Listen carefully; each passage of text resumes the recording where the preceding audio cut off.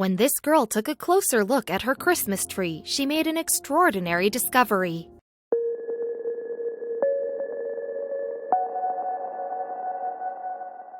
The McCormicks had been out for a few hours, and they returned home to find something's amiss. Their once carefully decorated Christmas tree is in a state of disarray, with baubles strewn all across the floor. At first, the family is at a loss as to what had happened, but then the culprit becomes all too clear. For lots of us, the festive season just wouldn't be the same without a freshly cut Christmas tree in our homes. But while they may look pretty and smell divine, the often decorated shrubbery can often harbor hidden surprises. And you may be concerned to learn that some of the culprits include critters like spiders and mites. If you're faint-hearted, look away now. That's because a 2017 report from the Iowa State University Extension and Outreach warned that several hundred baby insects or spiders can be on a single tree. Moreover, in another study that same year, the Safer brand gardening firm found that up to 25,000 bugs, lots of which can only be seen under a microscope, could be located on just one tree. For the most part, though, any creatures that hitch a ride on our Christmas trees are mostly harmless, yet much more dangerous life forms can be found nestling around those bristly branches on the odd occasion, and one country which has had its fair share of frightening creatures is Australia. It was there in 2019 that a Brisbane couple found a 10-foot python nestled in their Christmas tree. Leanne Chapman told Australia 7 News, "We came home from work and there's a couple of butcher birds that visit every day, and they were just kicking off on the balcony, going crazy." Chapman's partner John Brooks then ventured outside to capture some footage of the birds. But when he leaned against the Christmas tree, he understood what all their squawking was about. Chapman explained, as he's turned around and stepped back, he didn't realize he was leaning on a Christmas tree with the snake wrapped around it.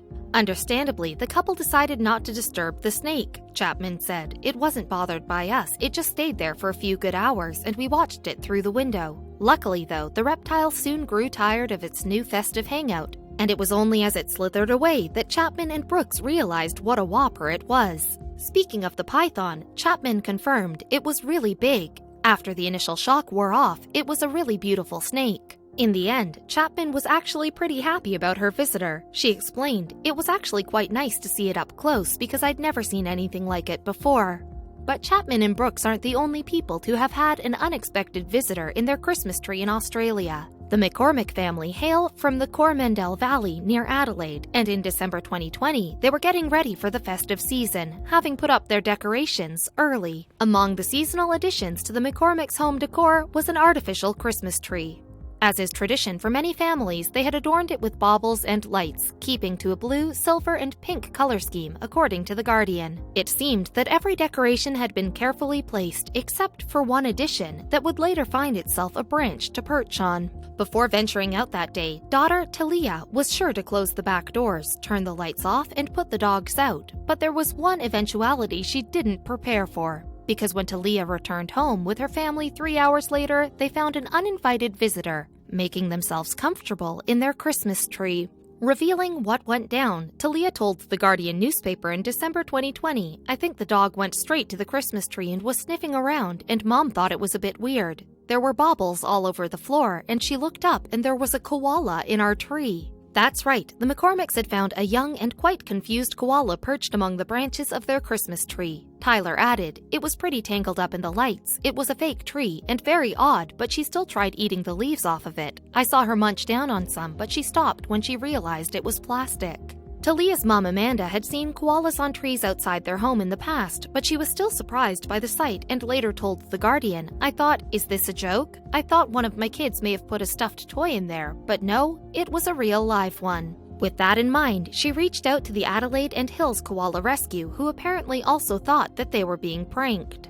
After some convincing, rescuers arrived at the McCormick's property to find that there was indeed a koala in their Christmas tree. The animal, dubbed Daphne by Talia, was quickly untangled and removed from its perch. Though it's safe to say the animal wasn't happy about being disturbed. In fact, it growled and lashed out at the rescue team as they wrapped her in blankets and bundled her into a carrier. The animal experts determined that Daphne was a young, healthy female aged between 3 and 4 years old. The team released the koala into some nearby scrubs, where she took a good look at the rescuers before climbing a tree to safety. From there, she and the McCormicks seemingly went their separate ways, but the family won't be forgetting their festive caller in a hurry.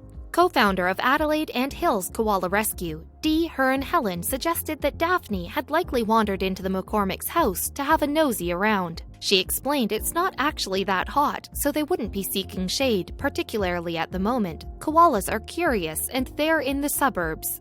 And if they see something that they want to have a look at, they just drop in and have a look. Much of Daphne's rescue was caught on camera, including by Talia, who posted a video of her koala encounter on TikTok. The video would soon clock up over 16,000 likes, though it seemed that many viewers couldn't believe what they were seeing. The teenager explained, "All the comments have been like, 'There's no way this is real.'" Talia had to go to certain lengths to convince every one of her friends that the koala was real. She told The Guardian, "They were in shock at first. They didn't think it was real. I had to send them so many different videos because it just wasn't moving. I had to get it blinking a couple of times to prove it."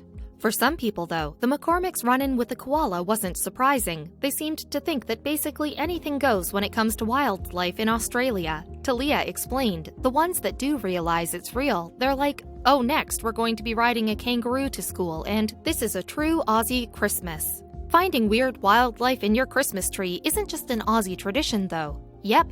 As the Spisso family from Washington, D.C. discovered back in 2011, it can happen anywhere. When they went to remove their tree after another wonderful Christmas together, hundreds of little critters emerged. Much to their horror, of course. In the run-up to Christmas, it's relatively simple to find a place selling trees. According to a study by Pennsylvania State University, Americans splurge an incredible $250 million on Christmas trees every year. Furthermore, for those prepared to wait, trees become progressively cheaper as the big day approaches.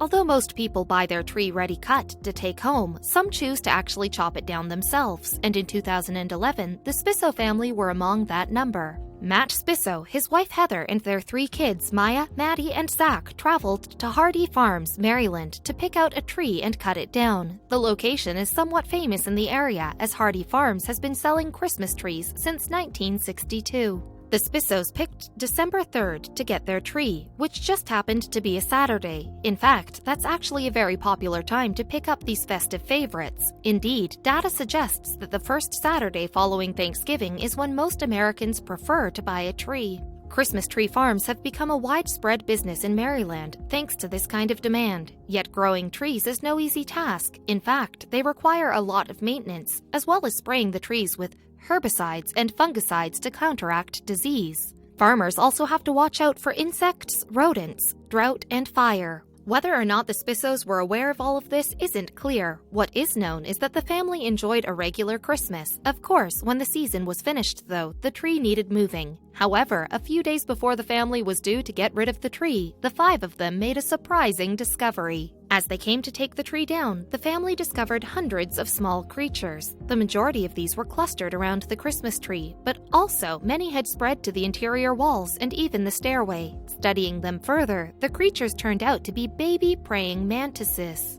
Intrigued and not a little perturbed, the Spissos subsequently found a small nest attached to one of the tree's branches. The nest was roughly the size and shape of a walnut. Praying mantis nests have hardened outer shells to protect the eggs inside through the winter. However, when brought inside a heated structure like a house, the eggs are tricked into thinking it is spring and consequently hatch early. Moreover, although the Spissos didn't know at the time, mantis nests are an increasingly frequent problem for those buying Christmas trees. Indeed, some people have shared stories online about their own nest-related Christmas tree incidents, and one such person was Danielle Reed.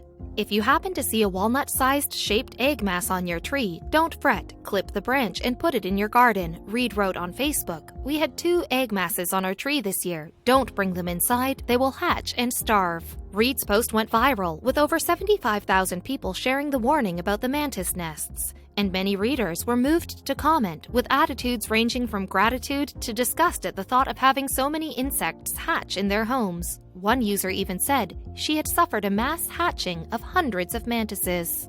The picture Reed shared was shown to an invertebrate zoology expert at the Cleveland Museum of Natural History, and Dr. Gavin Svensson was quick to confirm that it did indeed show a praying mantis nest. He also explained what people need to do if faced with a similar scenario. The shared picture is definitely a praying mantis egg nest, also called an Uthaka. Dr. Svensson said the praying mantises in the northern United States survive the winter as eggs in these protected cases. The warmth of spring spurs their development and hatching.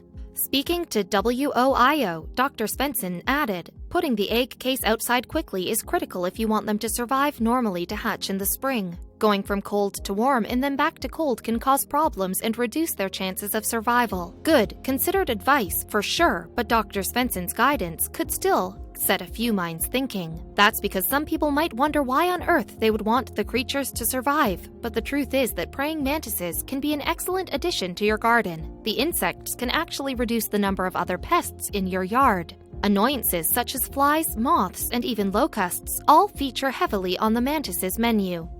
Unfortunately, though, if mantises hatch inside your home, they probably won't be able to find enough food to survive. And this could spell disaster. If the insects are starving, it's likely that they will begin turning on one another.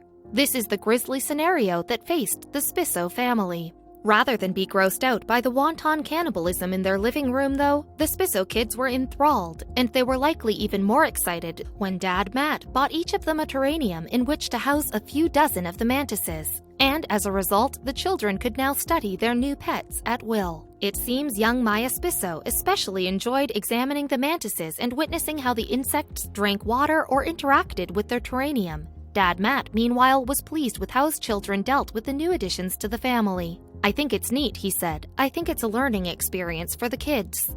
Before they released the insects, the children wanted to wait for warmer weather to give the mantises the best chance of survival. The Spissos were also curious to see the young insects turn from brown to green as they became adults. And to help the insects reach that stage, the kids fed the mantises with live crickets that their father bought. As for Mom Heather, well, she was relatively cool about the whole incident, despite the inconvenience of having to pick up all the little critters. "I've heard some people having spiders in their tree, but I've never heard of praying mantises," she said. "My mom used to say they were good luck. Hopefully, 2012 will be a good luck year."